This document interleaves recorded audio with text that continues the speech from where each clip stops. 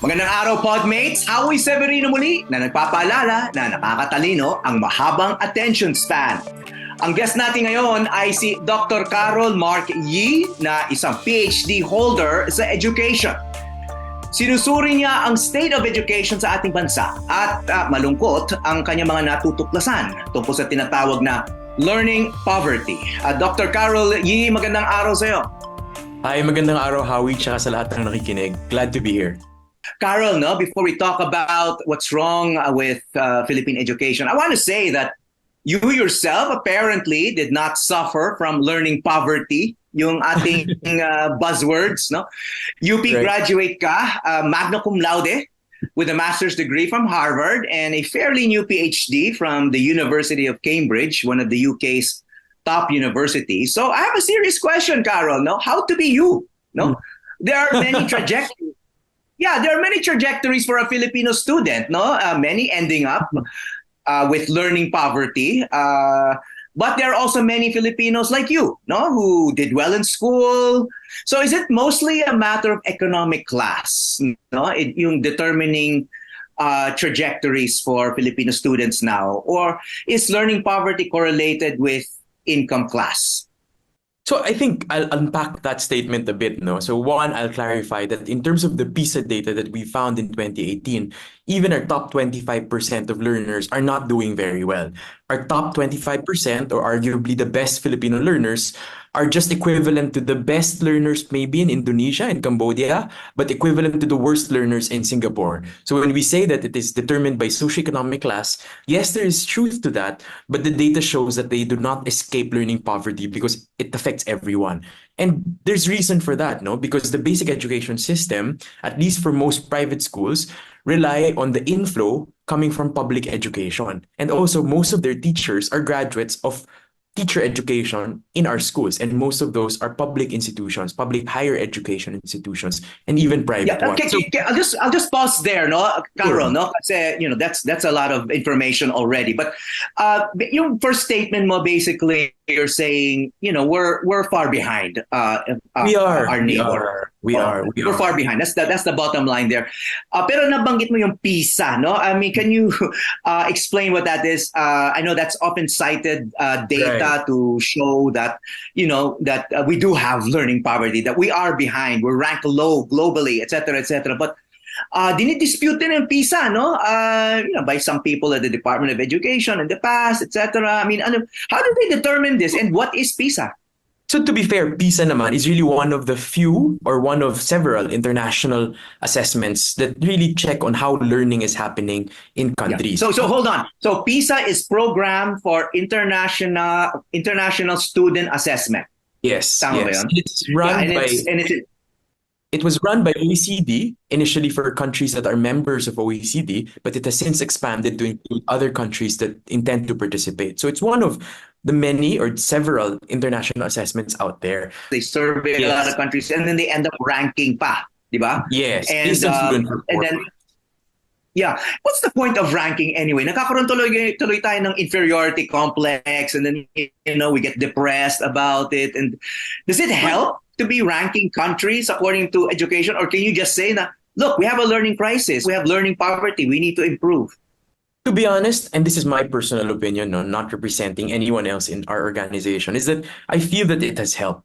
Because when we found out that we were at the bottom of PISA, it actually was one of the triggers for the creation of our EDCOM 2, or the Second Congressional Commission, because then we realized how badly we were doing and how we had to take it seriously to address it. So I think it is good to have that urgency, and without a sense of where we were standing or how we were faring, we may not have taken it as seriously. In fact, even if we ranked at the bottom, imagine that happened in 2018. The results came out in 2019. It's now 2024, and we're still only in the process of getting our act together to really resolve the learning crisis. So I think on one hand, it is important. Yeah. Okay, we're going to be dissecting that a little bit, no? But first, I want to clarify for our listeners. You mentioned EDCOM. They're seeing the logo right now behind you. It's Education Commission 2. No, I mean that's a very important commission in this context we're talking about. No, so it's a government institution. You do a lot of research. I mean, you have a doctorate. You're leading this effort. No.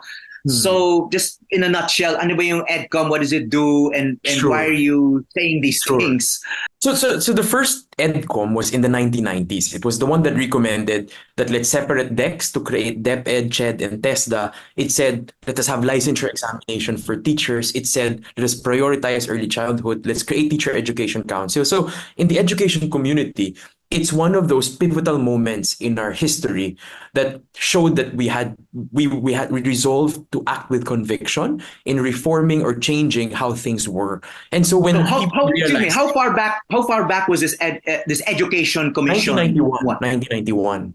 So it was 1991, no? So based on a lot of research, it recommended policy changes na yes, tinupad. na tinupad by law.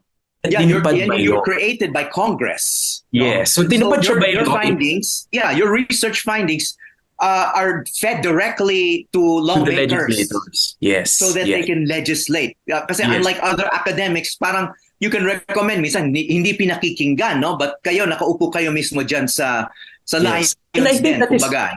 really a critical part of our positioning, no? That we're not just an independent body that does research. We are doing research specifically to inform policy making. And the members of EDCOM are the committee chairs of education of both houses. So instantaneous yung reaction and instantaneous yung that they will take it on towards to legislation. Whether it is in terms of filing a bill, amending a current bill, calling on agencies to address problems in their implementation or in budgeting. So it is so important that it is like that because many naman can do studies, but the positioning and the ability of it to inform policy is so unique to EDCOM. Kaya nga when they realized that the situation was so dire, they said, maybe it's time to revive EDCOM. So ang joke nga namin, 30 years after, there's a second EDCOM. Sana 30 years from now, there's no EDCOM 3 because we will find ourselves in the same situation as we are now. So hopefully that's not the case. Okay, so yung EDCOM 1, no, it proposed these kind of game-changing changes na from, I remember DEX, no, when I was starting out as a reporter, DEX yan, yung Department of Education, Culture, and Sports, di ba? Yung sports nasa ilalim ng DEX. Ngayon, hiniwalay na yung the other, so nakatutok ngayon sa education as Department of Education lang. No? But, ano yung, what are you proposing? No, I mean, granted, we have all of these problems in education. No? What's the game changer that you're studying now and recommending? So I think there are many differences between the first EDCOM and the second. The first EDCOM kasi, it was still institution building. So it said create this, create that, create this, create that. I think for the most part, what we are seeing now is implementation challenges and connecting a system that has many moving parts together in a way that allows it to continuously succeed. Kasi what we're seeing is, yes, the institutions were created, but they acted so independently of one another that things did not come together. So I cite many examples of this, but I think our main issues or the main tasks that lie ahead for us is really one, prioritizing learning. There was creating institutions does not mean you will fix learning. And we find that the biggest problem we have now is that students are not learning even if our participation rates are so high. The second is to prioritize. Kasi you have problems from early childhood all the way to university. What we are seeing now is we kind of neglected the most important part, which is nutrition in the early years, as well as early childhood education. Those are two things that have come out in the past decade that's as being so critical so that students don't drop out and so that students succeed in school.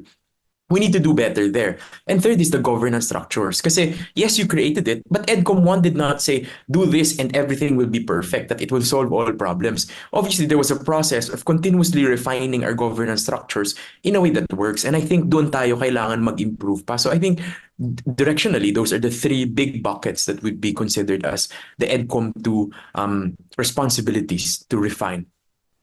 Okay, Karol, no, we've also come across findings from EDCOM 2 and then also the Philippine Institute for Development Studies apparently is saying the same thing about the lost teaching days naman, no? Kasi of course the interactions, the face-to-face interaction between students and teachers is crucial, no, in education, no?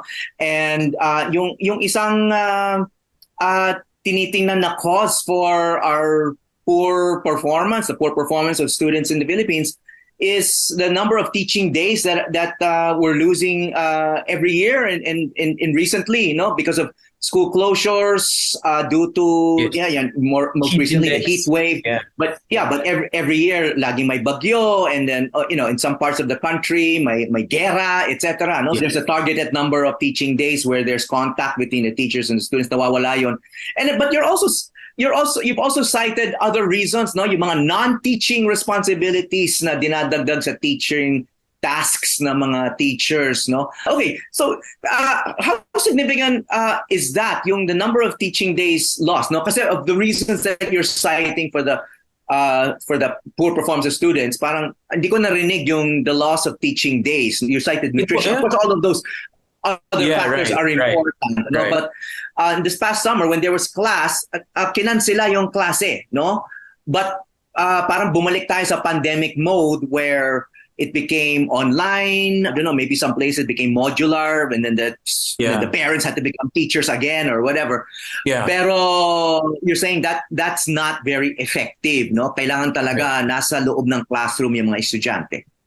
Well, to be honest naman, so in the study that we released, 53 teaching days, the largest chunk of it was really climate change issues, like the heat index and possibly typhoons. And then the second one, 12 days, is about admin tasks of teachers. For the first one, I think, syempre, it's how could you avoid it? No, it's really going to happen. Whether or not you move the school calendar, either you're avoiding the heat wave or you're avoiding typhoons. So at a certain point, you will lose days or in-person days of teaching because of calamities or natural disasters. But I think there are ways to creatively address that. No, so on one hand, in private schools, for example, and you cited earlier so I went to a private school, obviously for basic education, and in private schools, you catch up on lost days, on other days, either Saturday classes, or you do activities at home to make up for it, or there's homework. So we just need to be more proactive in acknowledging that there will be days that might be lost because of calamities, and therefore we have ready alternatives to make sure that it does not become lost days for learning. The other side of it also is, in the pandemic we were test-driven in terms of using of modules. And that's not a bad thing. Parang it's not perfect, yes, but it is not bad if only we make sure that, one, we have quality materials that are accessible to students, and second, that parents know how to actually support their kids in going through it. Of course, the needs of students will vary if you're a grade 1 student versus a grade 7, grade 10 kid, no? And so we could tailor fit whatever interventions we are doing to save lost teaching days or instruction days in a way that conforms to the level of the learner. So that's one. The second, when it comes to admin tasks, totoong napakalaking problema yan. And in fact, if you read, siguro, all of the reports from the Monroe Survey in 1925 all the way to today, it is one of the biggest problems of Philippine education. Why is that? Because it goes back to our history. We had little funds. We wanted to establish a public education system, under the Commonwealth. Of course, when you have few funds, you want to reach a lot, you just prioritize, teacher, student, teacher, student. And we kept expanding. And everything else became a first world problem. So all of the other tasks, no one is doing. IT coordinator, registrar, gulayan sa paaralan, school canteen manager, disaster risk reduction officer, supplementary based feeding program coordinator. So school-based feeding program, oplan timbang, everything else. At the end of the day, no one was going to do it except the teacher, because the bulk of schools only have teachers. We always cite several high schools in Quezon City, 560 teachers, 4 non-teaching personnel. I mean, who's going to do the job, no? And they have about 17,000 students. Imagine if you have 17,000 students and only 4 who are not teachers. Who will address all of their other needs? And we know that in private schools, you have librarians, you have guidance counselors for each grade level, you have all of these type of personnel. That is non-existent, and it is not a first world problem. We know for a fact that these professionals are so needed in a school because a school is not just composed of teachers. And in fact, this is reflected in our College of Education institutions, no?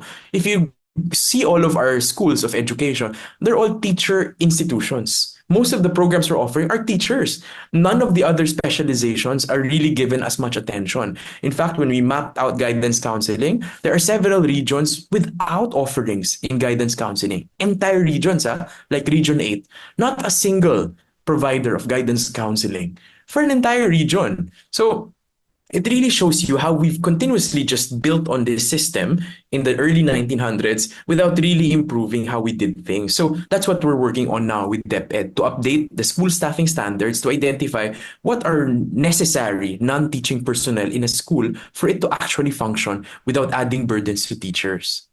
Okay, well, what you just said, Karol, no, it doesn't really sound like it requires a huge analytical power, no, to say that, well, one problem of the school system is the teachers are doing so many things, di ba? That they cannot Important teach. things also. That they cannot teach. Yeah, aside from teaching, you and I and many know that a big problem now is mental health of students. And then you're saying walang guidance counselors, no? Who's Right. doing the guidance counseling? And that, a big part of the problem many students is may not even be academic. It's really mental health, especially after the pandemic. So ang tanong dyan is, sabi mo nga, US colonial period pa yung problema na yan. Ang daming dinadagdag na responsibilidad sa teachers. So, why? I mean, sila rin yung election monitors, di ba? Sa mga elections, sila yung go-to. Department of Education already gets the biggest budget. So, is it simply that? Despite the biggest budget, kulang pa rin yung budget? Or is the Department of Education or government spending the money on the wrong things, wrong priorities? Because obviously, to say that teachers need to teach more, I mean, that's just common sense, It's a given. Karol. Yeah, it's a given. Yeah. Maybe I'll cite three, and this might get into some government speak. It goes with a lot of housekeeping. So what we've done in the past months with DepEd is to look at all of the roster of positions approved for DepEd. And in fact, DepEd, our partners in DepEd, found some positions that existed in the 1980s and 1970s, which should have been obliterated already, making room for new positions. So when they cleaned it up, you know how much money was going to be saved because we have obsolete positions? 500 million. So a lot of things in a huge system that is quite unwieldy, things just get overlooked or not. You don't have the time for spring cleaning every time. So what happens is you don't get to really rationalize things in the most optimal way. The second is, if you understand how government works, there's personnel hired through plantilla positions and personnel hired through MOE, or what we call operational expenses, so contract of service. So we've been kind of inclined in the past decades to continuously add and add and add programs, but only put it under MOE without any personnel involved. So what happens is DepEd now needs to run a new program, but then hire all contract of service. So it's not sustainable and neither is it systematic. So whether or not it is the most optimal use of government resources, that's a question mark, no? Because you have so many contract of service, day in and day out, mawawala. Tapos wala naman talagang staffing na dadagdag sa schools. So those are the two, I think, things that are most critical. And the third is really money talaga. Because you know what? If we give the schools now all of the positions that they need, I think it will take us several years, maybe a decade, to actually fund all of it. We have 47,000 schools. If you say that now increase from 4 people to 15 people, that's 15 times 47,000 times benefits of people for all of these people for 12 months each year. So it will amount to billions and billions of funds. And to be honest, you have to go back naman to our history also. When did we start having resources to address shortages in education? It was only maybe in the past decade or maybe 15 years. So we're also just in the process of really cleaning things up and making sure shortages are filled. So that's where we are. Okay, so yung budget, no, I mean, that's the perennial problem of a lot of departments and national priorities kung sa budget. But how about just basic policy making and decision making? You're aware that the Philippines, of course, had one of the longest school shutdowns in the world during the pandemic.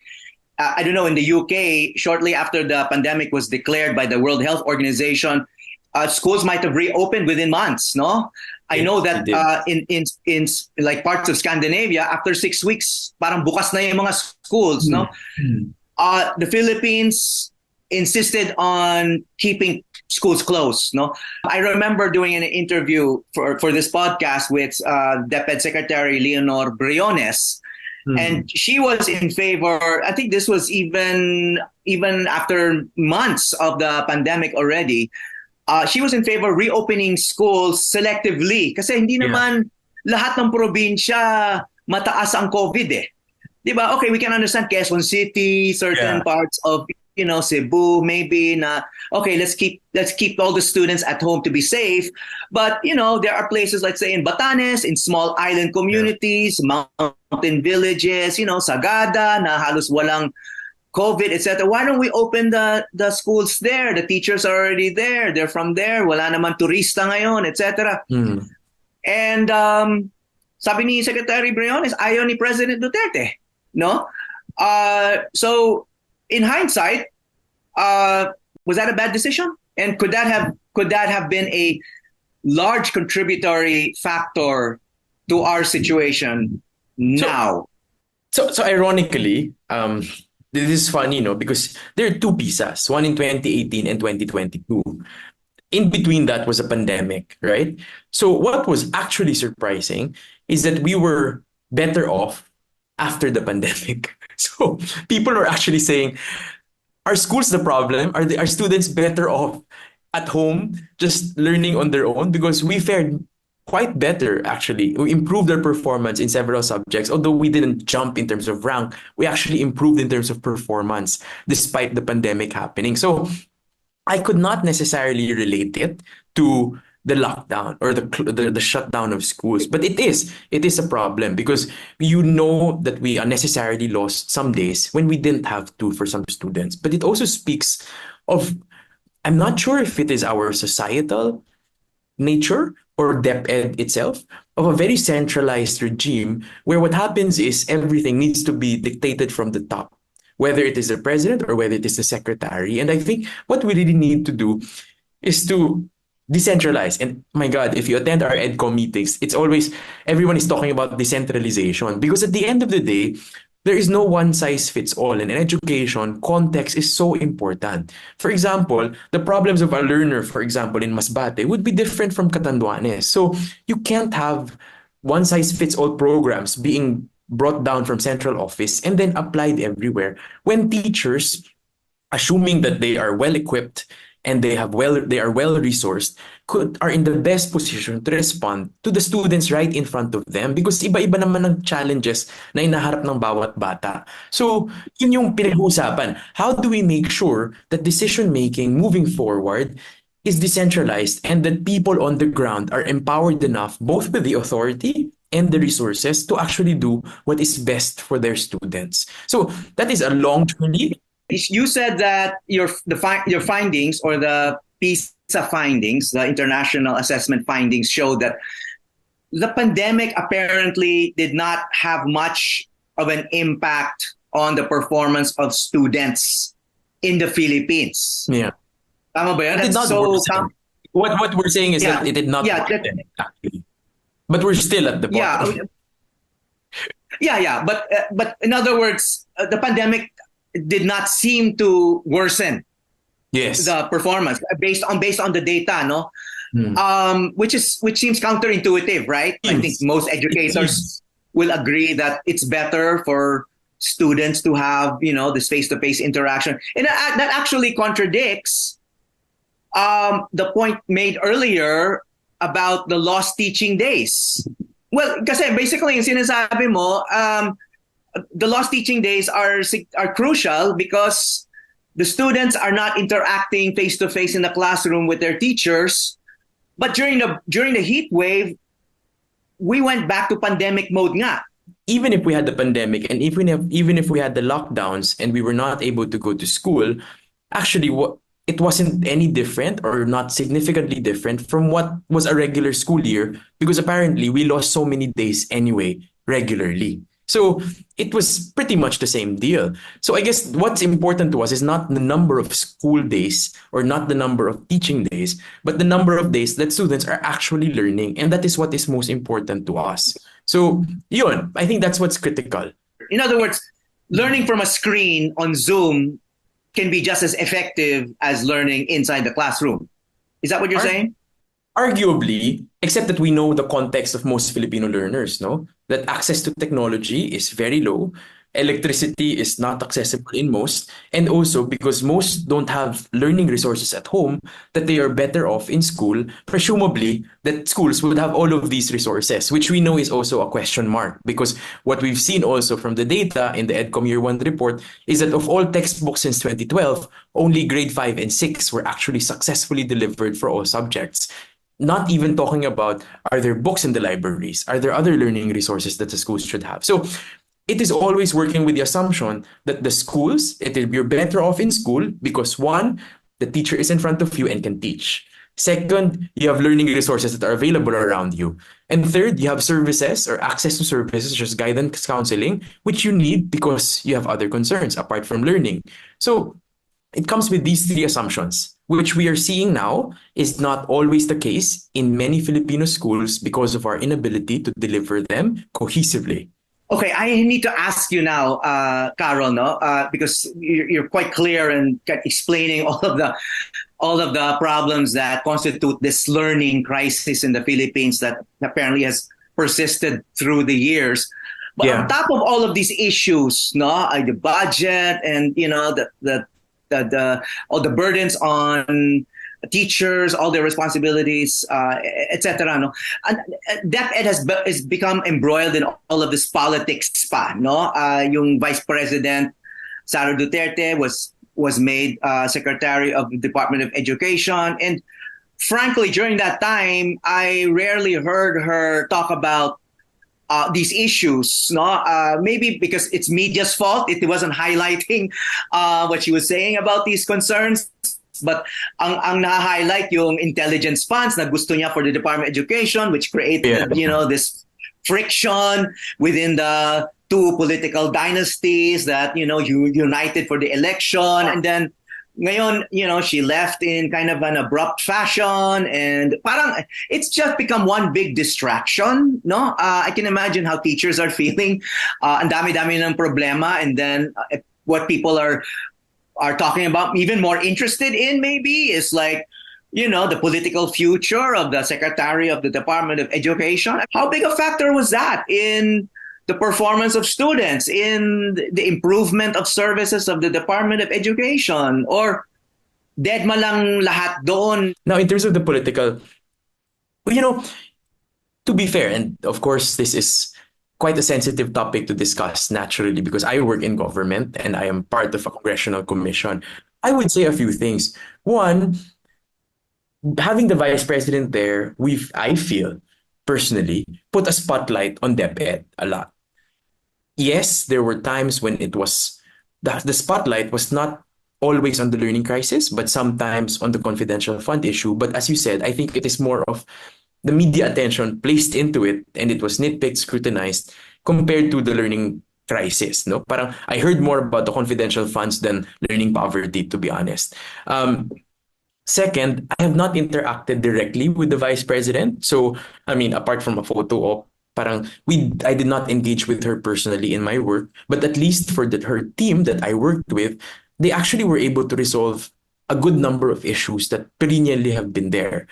Two things I would like to commend them for is one, textbooks. Most of the textbooks for grades 4 and 7 learners for the first time will be delivered within the first 3 months of this year. That is a commendable achievement.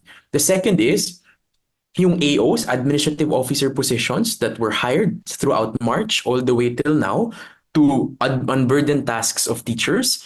They did in record time across many, many schools. And that is really unheard of given government bureaucracy space. Yes, there were distractions because of the political aspect of it. But in terms of the team lang that she worked with that I know personally, at least there were those who really performed and really were able to deliver naman.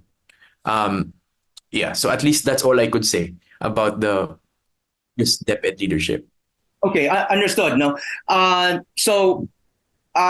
she's gone, and then there's a new secretary now, si Senator Sunny Angara, and I do know that you had once worked for Senator Angara's father.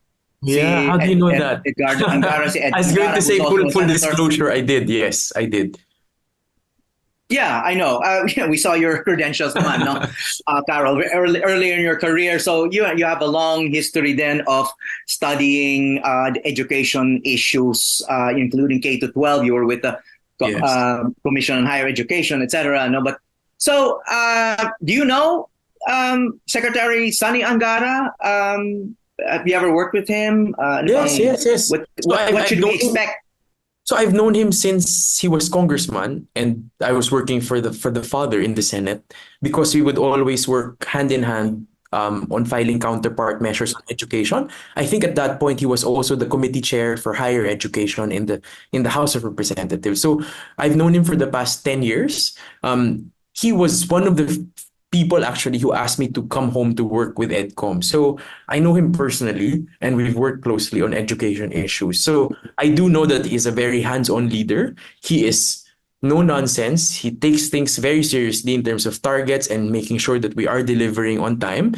And he is very focused when it comes to learners. So actually, the first question he asked in the strategic planning was, how do we form eager and curious learners? Sabi ko, okay, I've I've read so many studies and I've done this all my life and crunch all of the data, but parang just how he's able to center in on the learner is something that is important as a reminder, even to me as a policy wonk or as a technocrat who would think of all of the regressions instead, and who would think of all of these other things that need to be fixed. So I think he is a good leader to have in DepEd. He has been chair of the Committee on Finance in the Senate for the past 5 years, and DepEd has the largest budget in government, about 30 billion, still underutilized. So ang dami pang pwedeng gawin, and he understands the issues well, and he will be able to get it to shape, I hope.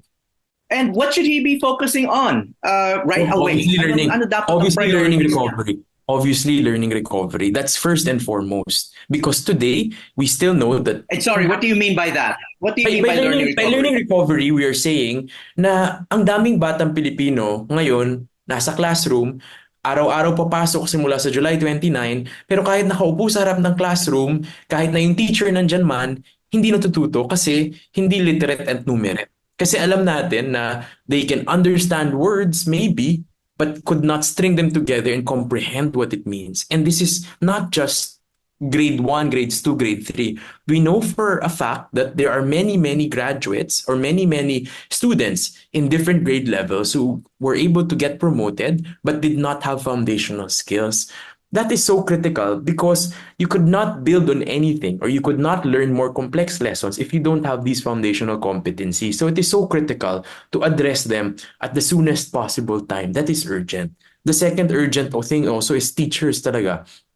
They could not teach. You need to reduce administrative burdens of teachers so they could focus on teaching. So, yan yung mga bagay. And then the other inputs, we need to decongest classrooms because we still have a good number of triple shift and double shift classrooms. We need to be able to deliver on the learning resources such as textbooks completely until the end of Matatag curriculum. We need to make sure that teachers have the support that they need. Alam mo yung mga teachers natin, we were counting it. It takes about, if I'm not mistaken, about 15 years before they get promoted from teacher 1 to teacher 3.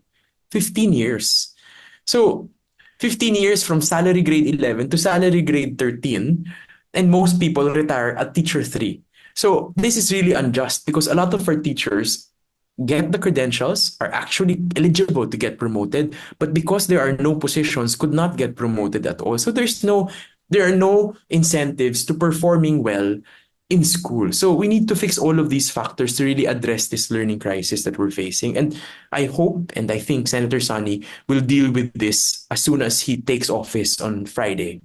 Well, so I'll answer that question, and sorry for this detour, but I'll go back lang to your previous question and also to connect it to my own experience. No, when we started this interview, you asked about my own personal journey as a student. No, and I was going to say, but I failed to. So as a student, I actually failed so many subjects. I was bagsak in grades 5, in grade 6, in grade 7, in English, in math, in science, in Chinese. What made a difference to me was teachers who were willing to stay extra hours to tutor me, to give me feedback, to help me through. books that I could study. So I would study weeks in advance for certain lessons and read and reread and reread at home. And that there were assessments that teachers told my parents, oh, based on his assessment, he can actually do so much better because of his IQ and all of these assessment tests. And therefore, we know he can fulfill his potential better. So resources, teachers who actually have time, and assessment. So those are so critical, eh. And we know that teachers cannot teach because they have so many tasks. Yung teacher to student ratio natin, 1:60, 1:70 in some schools, triple shift, double shift, napakaraming schools. How will they tutor anyone even if they were failing? Second, there are no textbooks, no resources in schools. And third, assessments are not administered, if at all administered 2 years late. So those are critical. So I'm saying that's important, but we know that, I mean, personally, in my own journey, I know what helps because I've gone through the same and I improved because of the support from teachers. We want to get your take lang in a nutshell on, Sure. on several kind of hot button issues these days. No, Yeah. during the near the height of the heat wave, no, nung kinakancel yung mga klase, President Marcos said kailangan tayong bumalik doon sa dating school calendar. No, anong take mo dyan? I think it was already decided, no, that we will already go back in phases this year, 1 month earlier, and next year back to June. Okay, to be so honest, policy na yan. yes, policy na yan. To be honest, based on the feedback that because again, I was not here when this happened, when the shift happened because of the pandemic, no. They adjusted it because at that point it was the earliest. I think it was the earliest point that we could reopen classes because we closed down nga for so long. So I don't think it was necessarily because of climate change. Maybe that was a secondary reason, but the primary one was that we were wanting to reopen as soon as possible, but it has passed. The June date has passed, which is why we started late. Yeah, so that's it. But personally, I feel that yes, we should. We should move back to the old school calendar, but also be vigilant in counting or monitoring how many lost teaching days we might have as a result of the move, and then reassess. Okay, Karol, mother tongue. How do you Yeah. feel about that? Has that been effective? Instruction in the mother tongues of students? So mother tongue is good in theory if implemented well. But to be honest, we don't have the capacity to implement it. In fact, most of the literature on mother tongue says it is effective if you have a late exit. And late exit is grade 6. Our exit is grade 3 and then you transition by grade 4. So to begin with, there is no substantial evidence to prove that an early exit is as effective in improving learning outcomes. Second, in terms of how we're able to implement it in an archipelago and in a country that is so linguistically diverse and with so much internal migration, I really doubt that we will be able to implement it in a way that does better for learners instead of harms more.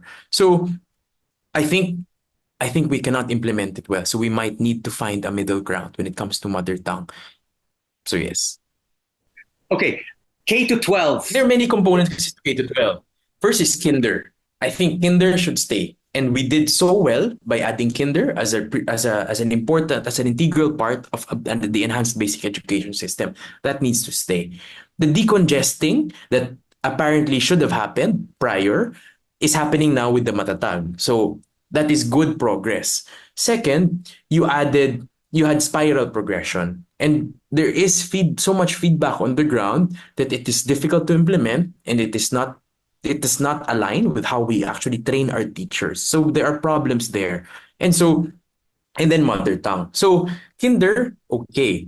Decongesting could have been improved, is being improved.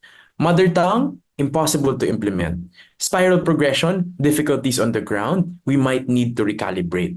Senior high school, a lot of good intentions, but we need to really assess our capacity to do it properly because what we know on the ground is yung intended na may mga tracks or strands, what happened was because of limited capacity from the side of DEPED, naging general academic strand din naman. Kaysa may accounting and business management, may humanities and social science, may STEM. What happened was, in many schools, it was just general academic strand. So it was lumped anyway together. We also know that TVL has many problems because when we implemented TechVoc, what they made available was what they could make available, not what was needed by communities and not one that we were able to properly equipped in terms of facilities. And we know that for TechVoc, it's hands-on. So you cannot do it theoretically. So unless we're able to deliver it and make sure that there are equipment to be used by students to actually learn it, then it's not really as effective as it should be. So a lot of imperfections there that really need to be reviewed. DepEd is supposed to be releasing their assessment of the senior high school curriculum and its effectivity this month. And there is also discussion now in the House on how to revise or revamp senior high school. So that needs to be done, because what we know for sure is that senior high school had good ambitions. It was a good aspiration for us to do, but whether or not we were able to implement it properly, we need to rethink. Okay, nabanggit mo kanina yung textbooks, no? So, sometimes there are issues that come out about, the accuracy of textbooks. But how prevalent are the problems related to textbooks? So I think, to be honest, as a layman, I was more higher ed person, no, because I was working in CHED. So I thought, textbooks, the problem was yung maling content. But actually, I was so surprised to find out nga that there were, to begin with, very few textbooks.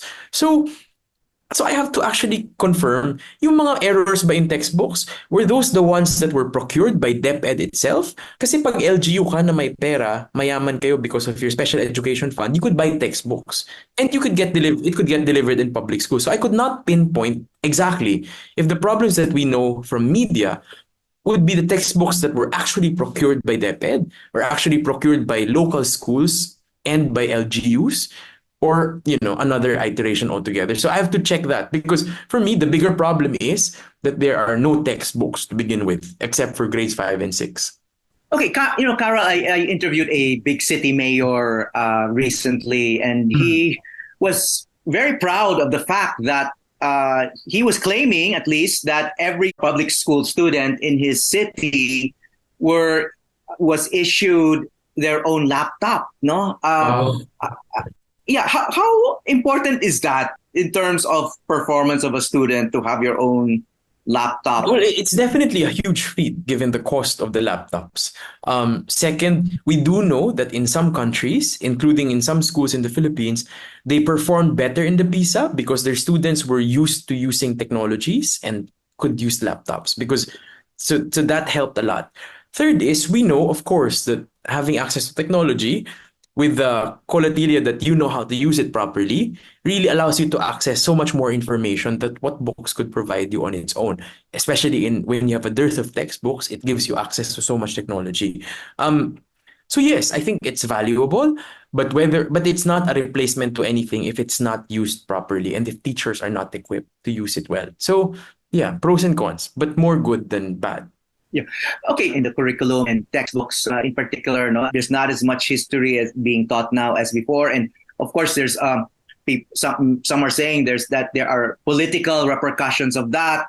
People will tend to believe more yung mga false narratives about the past, which also affect elections. No. But do you buy that argument? And do you think we don't teach enough history? So we didn't really study this extensively, as a priority area of EdCom, but my team did look into it. So when we checked it, and you compare curricula from the revised basic education curriculum, this is pre-K to 12, and then K to 12, and then MELCs during the pandemic, and then the Matatag. So actually, the movement happened between the previous curriculum, the RBEC, and K to 12. So in the decongestion of competencies, minove lang yung mga subjects that used to be in high school and then kept it in grades 5, 6, 7, I believe, or 4, 5, 6. So it is still taught there. What happened before was that it was repeated again in high school. So the question, I think, if I understand it correctly, is whether or not we should repeat history lessons in high school for what assumedly has been taught in basic education already or in lower grades. So if that is the question, then if I am conscious about decongesting the curriculum, my answer is no.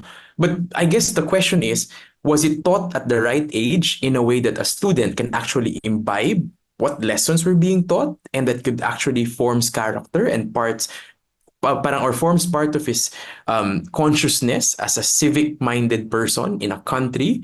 That is the question mark. Whether you could achieve that as young as grade 5 or grade 6, or whether you are better taught that in high school, maybe is the question we should ask instead of repeating the same content twice. Because again, when we repeat the same content twice, it's students naman who complain about it na, we studied this now, why am I studying this again? So I went through that. I studied Philippine history, but I studied it in basic ed, in elementary, studied it again in high school, and in fact, when I went back to college, studied it again. So, studied history thrice. So, is the repetition critical in ensuring that we remember it? Or is it timing? Or is it us just really taking it to heart? So, I guess those are questions that we should ask.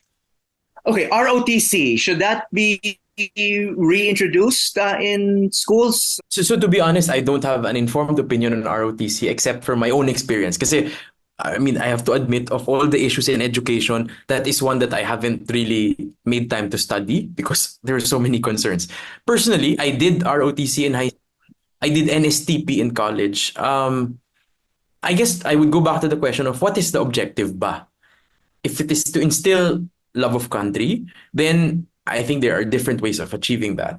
If it is supporting national defense, that's another question altogether. So I think it goes back to the core intention and what is it, and therefore what is the right solution. Okay, Karol, I'll just wind down now by going back to what you said about your own personal journey. As you recall, I opened the interview by asking you about, how to be you. You have a doctorate from the University of Cambridge. And so I think our listeners will find it inspiring that you actually talked about failing subjects and you had to receive like some special attention from tutors and teachers, so that's hopeful, kasi hindi naman lahat ng mga successful students start out successful and they're maybe failing students now after listening to you saying, hoy, may pag-asa pa pala ako, etc. No, but you also cited, a supportive family, you went to a private school, so maybe not exactly that replicable, no? I mean, to what extent would you have succeeded if you didn't have those advantages? So the other thing, Howie, is also that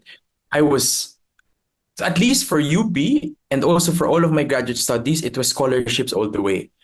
I did not pay anything personally because I was able to get scholarships. And even in my private school, so I went to Xavier, and Xavier has a grants in aid program. And so there were times when my family could not afford the tuition that we would actually ask for help or support from the school to shoulder the tuition or to waive the tuition fee cost. So it was not an easy ride. Definitely there were advantages and there were also supports. And that is so critical. Na I was actually able only to get through all of this because there were supports along the way. Because contrary to what you said, my family wasn't able to just pay for all of it like that so easily. So there were a lot of sacrifices involved also. So my PhD topic is education and social mobility. And in social mobility, it is so critical. Scholarships play such an important role because people from disadvantaged families are able to access good quality education. And if there is enough mechanisms for the advantages of the rich to rub off on the scholars, they actually gain the social networks, gain so much advantages that they otherwise wouldn't have achieved, and achieve things that otherwise they wouldn't have been able to do just in a regular school. So I think there's a lot to be said of scholarships and also financial assistance programs for disadvantaged learners that I think we should talk more about and give attention to. You've given us a lot of insights already, Karol. We want to thank you. It's good to know that someone like you is focused on helping solve the learning crisis. Thank you. Thank you for your service. Thank you for your service, Dr. Karol Mark Yee. Executive Director of the 2nd Congressional Commission on Education, or EDCOM 2. Mabuhay ka. Thank you, Howie. Thank you, everyone. Salamat po. Hi, I'm Howie Severino. Check out the Howie Severino Podcast. New episodes will stream every Thursday. Listen for free on Spotify, Apple Podcasts, Google Podcasts, and other platforms.